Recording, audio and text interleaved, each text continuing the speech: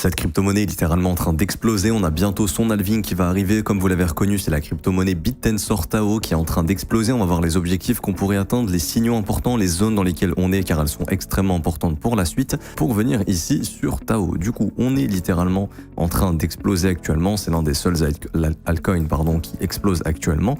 On avait vu l'analyse suivante. Je vais laisser ce que j'avais noté tout simplement. On est dans un énorme range avec le milieu du range ici qui lui-même a créé un petit range. On est en train d'essayer de partir à l'attaque justement du milieu du range. Je vais aller un peu plus en profondeur dans l'analyse juste après.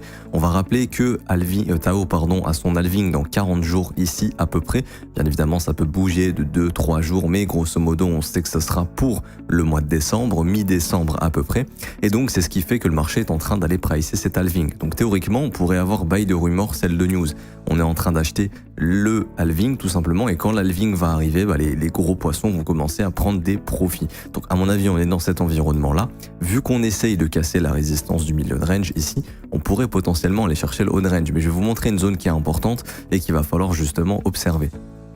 On arrive ici dans la dernière zone de fair value gap qui n'avait jamais été travaillée sur Tao.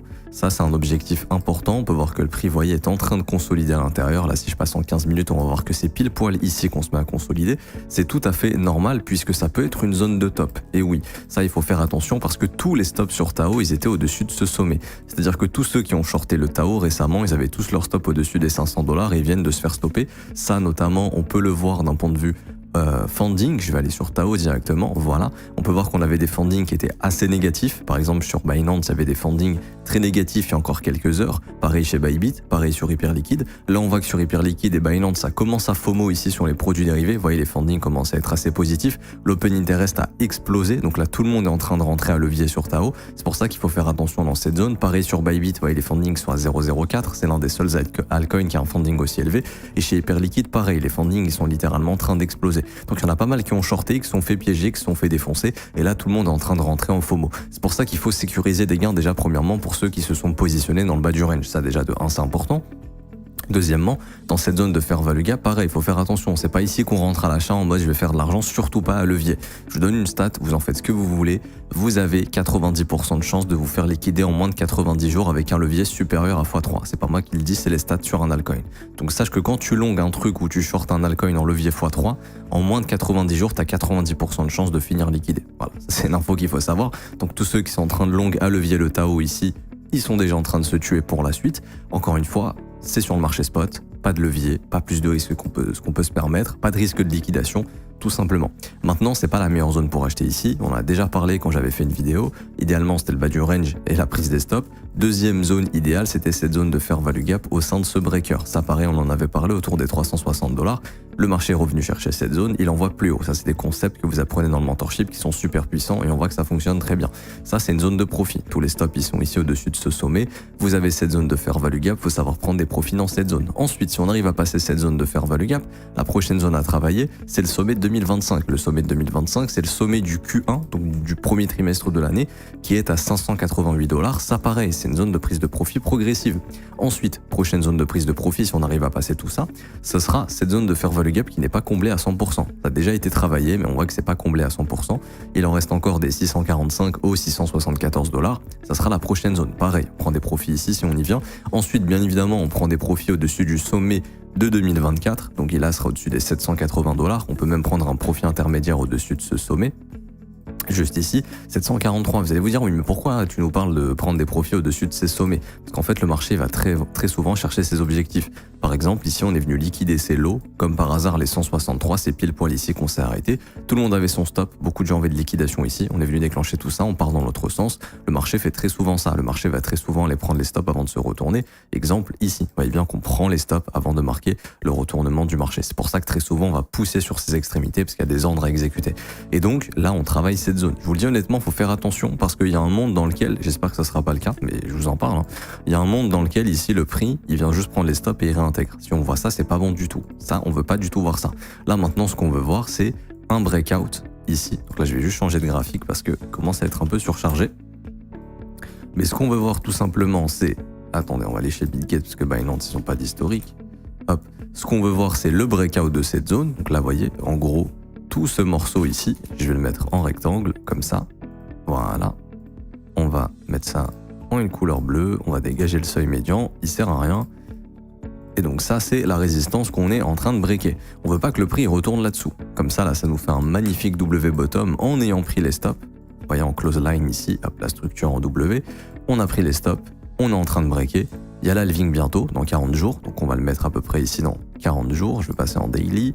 Hop, on va aller au 10 décembre, quelque chose comme ça, hop, à peu près par là, l'halving. Donc on a encore du temps pour aller atteindre quoi? Bah tout simplement le haut du range, puisque je vous rappelle que ça, c'est ni plus ni moins qu'un range ici. Donc là, je vous mets la pattern de range. Bas du range, on achète. Milieu de range, on sécurise. On a notre zone de EVG que je vous ai montré.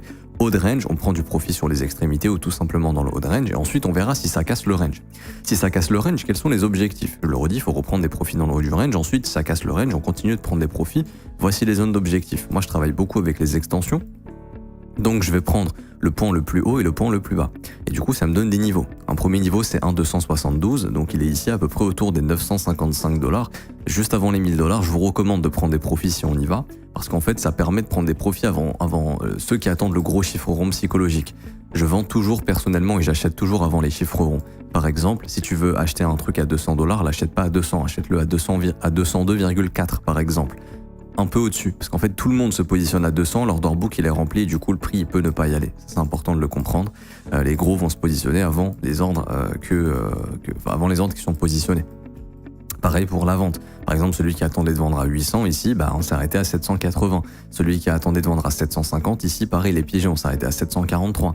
Celui ici qui voulait acheter, là on s'est arrêté par exemple à 139,7. Bon, là, on a été légèrement sous les 140. Je pense, bon, après, c'était le crash, donc c'est un petit peu différent. Donc, des fois, ça arrive qu'on dépasse légèrement sous le prix rond, mais très souvent, ça s'arrête avant. Par exemple, ici, là, il n'y avait pas de crash. On s'est arrêté à 163,8. Si tu avais posé un ordre à 160, t'es pas exécuté. Souvent, le marché s'arrête avant les chiffres ronds. Donc ça, c'est important de le comprendre. Du coup, objectif, 955. Ensuite, 161,8 à 200% d'extension entre les 1173 $ et les 1412 $. Ça, c'est vraiment déjà une bonne zone. Je sais pas si on va y aller encore une fois, bien évidemment, mais ça peut être des zones d'extension. Pareil, vous prenez des profits sur la montée. Encore une fois, je le redis, une grosse erreur que je vois tout le temps en crypto, c'est ceux qui achètent leur token. Donc ça, bon, c'est une bonne chose, peu importe, mais qui veulent revendre en one shot. Oui, moi je revends pas tant que c'est pas à 1200. Énorme erreur. Mettez des ordres de sell limite sur la montée. De 1, il y a une fausse idée reçue, vous ne payez pas plus de frais sur votre exchange, que ce soit Bitgate, Binance ou autre. Vous payez pas plus de frais, donc ça c'est une connerie. Tu vas payer le même montant que tu exécutes un ordre ou 200. Donc dans tous les cas, autant en profiter et mettre du sell limite. C'est ce qui vous permet, je le rappelle encore une fois, sur une courbe risque-temps. Donc ça c'est le temps et ça c'est le risque. Votre risque initial est là. Le but c'est que dans le temps, votre risque tende vers 0. Ok ? C'est pas l'inverse, c'est pas de voir votre risque, parce qu'en fait, encore une fois, quand vous achetez ici, vous prenez pas de profit, votre risque il fait ça, hein. Il bouge pas votre risque. Alors que si tu prends des profits sur la montée, il se passe quoi? Tu vends des Tao, tu récupères du cash, plus ça monte, plus tu vends, ton risque il tend vers 0.